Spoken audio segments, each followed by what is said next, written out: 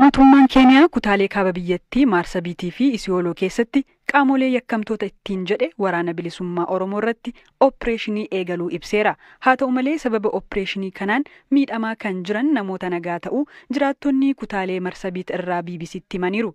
Jiraataan Moyyaalee tokko doqdoqqee oofuun kan of jiraachisu yoo ta'u osoo homaa hin beekin tasa karaa irratti humnoota nageenyaa Keeniyaan qabame guddoo reebamuu hime. Kalee anillee namuun booddatti kastumu wayii geeffadhe karaa amma dhiira kan tuuta kan Moyyaaldeem kan deeme karaan an deemsa suniin waladhuu jiran jidduu sanaan maan jedhanii naan baqadhee karam dhibi karum Moyyaalee kalaamii kan deeme amma dollaamiin ga'inuu jeeshii karaa keechiif ka faaroo waan cufa karaa hidhattee bireen karaa kee dhaabattee duduunne yoo hanga dhufe nam tokko dhibiidhaanu jirsu yaadhaan dhaante jeeftee ilkaan kan cufa keessa jishitee fuul kan cufa mumudhossitee kabisa fuula yumbeettuu dhiigii akkan hirriyaa kan bir dhiiftamnullee dhumne duunne fuul lafaa deeffadhaa ciciisa harkaallee akkan nu ciisitee dhaanum dhaantee mata kee nu dhiitti nurriyaatee namkaallee akka malee dhaantee amma eegan nu dhiisitee deema yaa nuunettee karum dhuftan dachaa nuunedha nu dachaase. Namni dhibiinoo ka isin akkas dhaantee mataa boborositu sun maankee jireenya dhageettan namsu. Galgalaallee hin dubbanne hospitaal ciisa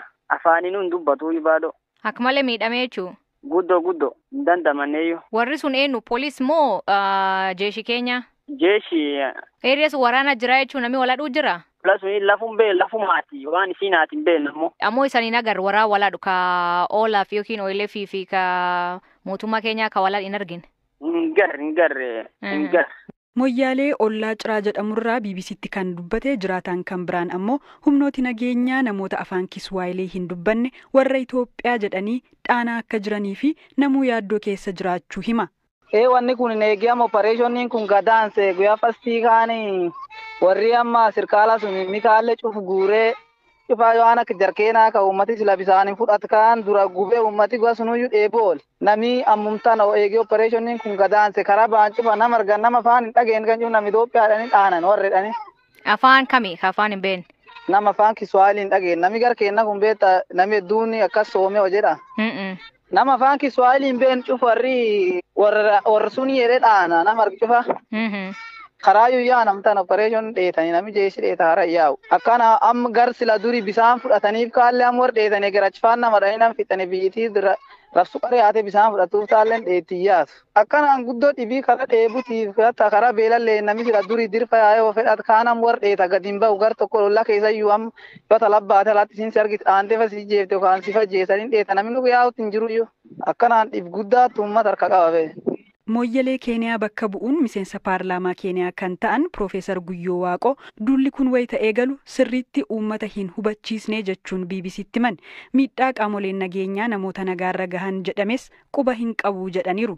Lafat bulchitu ka Moyyalee achitti warri militaarii yookiin ka poolisaa ka opereeshin kan geggeessuu jiru uummata nagaa irratti miidhaan ga'uu jira jedhan fadhaananii namni madeessanii ammaan tan dubbachuu hin dandeenye hospitaal Moyyal ciisuuleen hin jira jedhan isa waan kanuma dhageettanii. Ani hin dhageenye ammoo poolisii guyyoon press conference tocheetiin jedhee raayyaa keenya wanni tokkolleen kasan tochan hin jirtu namni wasan gaafate hin jiru san hujumteessanii akkuma durii deemtan deemaa jedhaniini. Operation sullee Nairobi tochan malee namni warri district keenya jiru kan Moyyaleef sololleen qubeen qabu sekirtiin teenna. Ammoo wanni nu hakika qabu faaniin gaafachuu faani jechuu danda'u hojja namni keenya waa ta'e.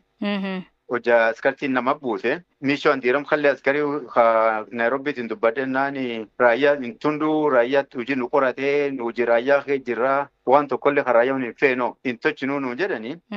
Duuba anagee kubba bagas. Atiin akka bakka bu'aa uummata kanaatti yoo uummatni ati dursitu kun dhaadhamuu jiru kan miidhamuu jiru isaan maan ta'uuf deemtanam? Warra kennan na dhageessa.